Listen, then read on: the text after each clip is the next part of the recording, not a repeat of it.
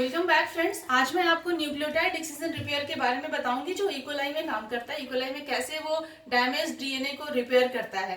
मैंने अपने पहले प्रीवियस वीडियो ट्यूटोरियल में बताया है एक्सिजन रिपेयर के बारे में, जिसमें कि दो तरह का होता है excision repair, base excision repair और न्यूक्लियोटाइड एक्सिजन रिपेयर। और उसमें मैंने बेस एक्सिजन रिपेयर के बारे में डिटेल किया है, so you can watch that video. आज मैं आपको बताऊंगी न्यूक्लियोटाइड एक्सिजन रिपेयर के बारे में जो इकोलाई में कैसे काम कर रहा है। Before detailing the mechanism of nucleotide excision repair, मैं आपको 3-4 पॉइंट बताना चाहूंगी जो बहुत ही ज्यादा इंपॉर्टेंट है इस रिपेयर मैकेनिज्म को समझने के लिए। चाहे वो बेस एक्सिजन रिपेयर हो या न्यूक्लियोटाइड एक्सिजन रिपेयर हो, किसी भी तरह के एक्सिजन रिपेयर मैकेनिज्म में बेसिकली 3 ही तरह का स्टेप होता है जो कि फॉलो अप होता है। और वो 3 स्टेप होता है। पहला स्टेप जो होता है उसमें इंडोन्यूक्लियस एंजाइम या वैसे एंजाइम कॉम्प्लेक्स जिनमें कि इंडोन्यूक्लियस भी होता है, वो इंडोन्यूक्लियस एंजाइम जो होता है वो डैमेज्ड बेस को या डैमेज्ड बेसिस को, न्यूक्लियोटाइड को वो रिकॉग्नाइज करता है पहले, उसके बाद वो बाइंड करता है एंड उसके बाद वो उसे एक्साइज करके या कट करके उसे वो रिमूव कर देता है। दूसरे वाले स्टेप में डीएनए पॉलीमरेज एंजाइम आता है और उस गैप को वो फिल करता है, उस गैप को वो रिप्लेस करता है विथ नॉर्मल डीएनटीपीज। और इस काम के लिए, इस फिलिंग को करने के लिए, इस एडिशन को करने के लिए, नॉर्मल डीएनटीपीज को ऐड करने के लिए वो कॉम्प्लीमेंट्री स्ट्रैंड को एज अ टेम्पलेट यूज करता है। ये गैप को फिल कर देता है। एंड तीसरे स्टेप में जो गैप या ब्रेक लेफ्ट ओवर रह जाता है डीएनए पॉलीमरेज एंजाइम के काम करने के बाद, फिल करने के बाद, उस गैप या ब्रेक को डीएनए लाइगेज एंजाइम जो है वो फाइनली सील कर देता है। तो ये 3 ही स्टेप होता है, चाहे वो बेस एक्सिजन रिपेयर हो या फिर वो न्यूक्लियोटाइड एक्सिजन रिपेयर हो। ये 3 बेसिक स्टेप होता है जिसके हेल्प से डीएनए रिपेयर मैकेनिज्म काम करता है और अपने डैमेज्ड डीएनए को वो रिपेयर करता है, ठीक करता है। दूसरा पॉइंट मैं बताना चाहूंगी एक्सीन्यूक्लियस एंजाइम के बारे में, जो कि न्यूक्लियोटाइड एक्सिजन रिपेयर के पास ये एंजाइम होता है जिसे हम एक्सीन्यूक्लियस बोलते हैं। एक्सीन्यूक्लियस इसलिए बोलते हैं so as to distinguish it from the exonuclease और endonuclease enzyme which perform other activities in the DNA metabolism or metabolism of DNA और metabolic activities of DNA.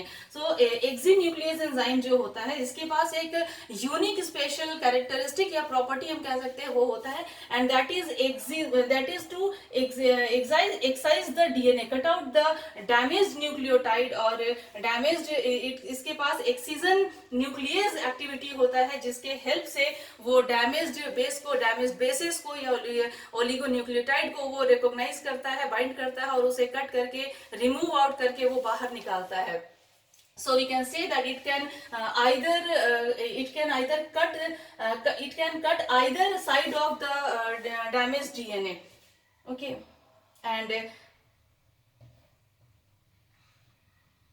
तीसरा पॉइंट मैं डिस्कस करूंगी यूवीआर के बारे में। UVR stands for UV repair. So nucleotide excision repair में 3 तरह का यूवीआर जीन प्रोडक्ट को भी यूज किया जाता है, जिसे हम यूवीआर ए, यूवीआर बी और यूवीआर सी कहते हैं। ये 3 जो प्रोटीन होता है, यूवीआर जीन का जो 3 प्रोडक्ट होता है, यूवीआर ए जीन, यूवीआर बी जीन और यूवीआर सी जीन का तीनों प्रोडक्ट होता है यूवीआर ए बी सी प्रोटीन जो कि यूज होता है। हम इस डायग्राम में देखेंगे कि कैसे न्यूक्लियोटाइड एक्सिजन रिपेयर जो है वो ई कोलाई के केस में कैसे अपने डैमेज डीएनए को रिपेयर करता है। और बेसिक एक चीज मैं यहाँ बताना भूल गई, सॉरी, किस तरह के डैमेज को न्यूक्लियोटाइड एक्सिजन रिपेयर जो है वो ठीक करता है, रिपेयर करता है। Basically it is used to repair the thymine dimers.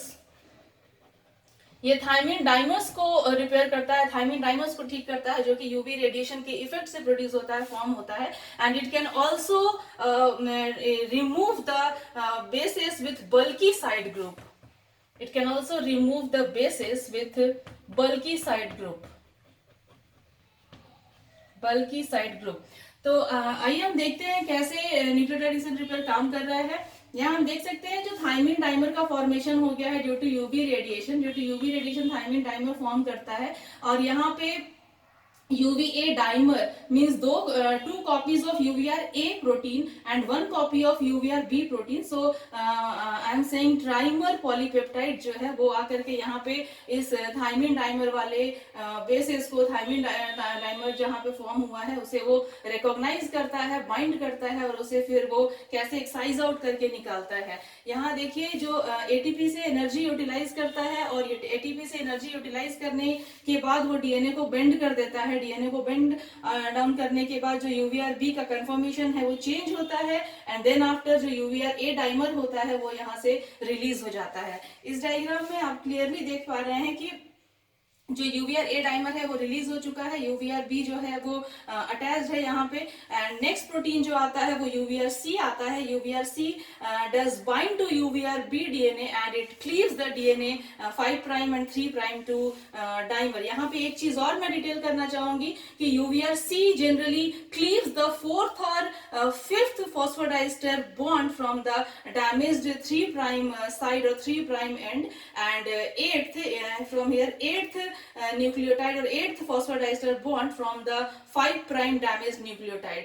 So ये चीज जो है थोड़ा सा स्पेसिफिक है कि UVRC जो होता है वो कौन से नंबर के या किस फॉस्फोडाइस्टर बॉन्ड को निकालता है. तो चौथे या पांचवें फॉस्फोडाइस्टर बॉन्ड को वो डैमेज्ड 3 प्राइम एंड की तरफ से वो निकालता है और 8th nucleotide 8th phosphodiester bond जो होता है वो 5 प्राइम डैमेज्ड साइड से वो कट आउट करके निकालता है. सो नेक्स्ट स्टेप में हम देखेंगे कि UVRD जो होता है, जो कि UVRD हेलिकेज हम कहते हैं, UVRD हेलिकेज आता है and it excised and by utilising the energy from ATP it excised and release the oligonucleotide. ये एक्साइज कर देता है ओलिगोन्यूक्लियोटाइड को और इसे रिलीज कर देता है. साथ ही साथ UVR जो C होता है, UVRC जो कि यहाँ पे आया था और वो बाइंड किया था UVRD DNA के साथ, वो भी यहाँ पे रिलीज हो जा रहा है. एंड यहाँ पे जो 12 मर यानी कि जो 12 न्यूक्लियोटाइड का डैमेज पोर्शन था, जो मैंने यहाँ पे आपको बताया कि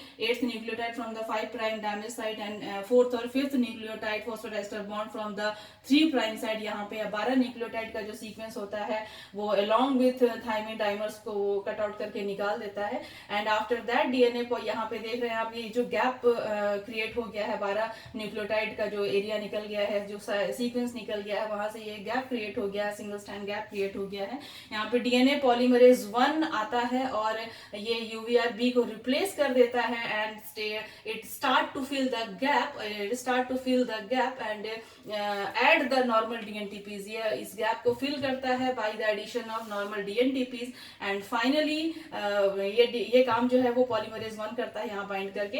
एंड फाइनली जो भी गैप या ब्रेक लेफ्ट ओवर रह जाता है DNA पॉलीमरेज एंजाइम के फंक्शन करने के बाद, एडिशन करने के बाद, उसे DNA लाइगेज एंजाइम आकर फाइनल वे में उसे वो सील कर देता है. सो फाइनली यहाँ जो 12 न्यूक्लियोटाइड का जो एडिशन हुआ, एक्साइज हुआ था, एक्साइज जो निकल गया था 12 न्यूक्लियोटाइड का जो सीक्वेंस एरिया जो कि डैमेज्ड थायमिन को भी रिप्लेस कर दिया था अलॉन्ग विथ नॉर्मल न्यूक्लियोटाइड. तो ये जो है वो पूरा का पूरा 12 न्यूक्लियोटाइड जो है now it is being repaired. So this is all about the nucleotide excision repair. ये बेसिक मैकेनिज्म है न्यूक्लियोटाइड एक्सिजन रिपेयर का. सबसे पहले जो UVRA और B आकर बाइंड करता है थायमिन डाइमर्स डैमेज पोर्शन को, वो रिकॉग्नाइज करता है, बाइंड करता है, कट करके निकालता है. उसके बाद UVRB आता है, UVRA जो है वो रिलीज हो जाता है, UVRB के कंफर्मेशन को चेंज कर देता है UVRA और B बाइंड करके. देन आफ्टर UVRC आता है. UVRC जो होता है वो UVR DNA के साथ बाइंड करके वो DNA को 5 प्राइम एंड 3 प्राइम एंड के डाइमर को क्लीव करता है. And after that UVRC along with 12 nucleotide basis वो रिलीज हो जाता है और UVRD हेलिकेज ये काम करता है, रिलीज करता है ATP से एनर्जी वो यूटिलाइज कर लेता है ATP की एनर्जी को. एंड देन आफ्टर फाइनली उस गैप को भरता है DNA polymerase 1 enzyme and DNA ligase enzyme जो है वो उस गैप को, उस ब्रेक को जो कि लेफ्ट ओवर रह जाता है उसे वो फाइनली सील करता है. So in this way the nucleotide excision repair in case of E. coli is working. And so this is all about. Thank you. I hope you like this video. If you like this video, please subscribe my channel. Thank you.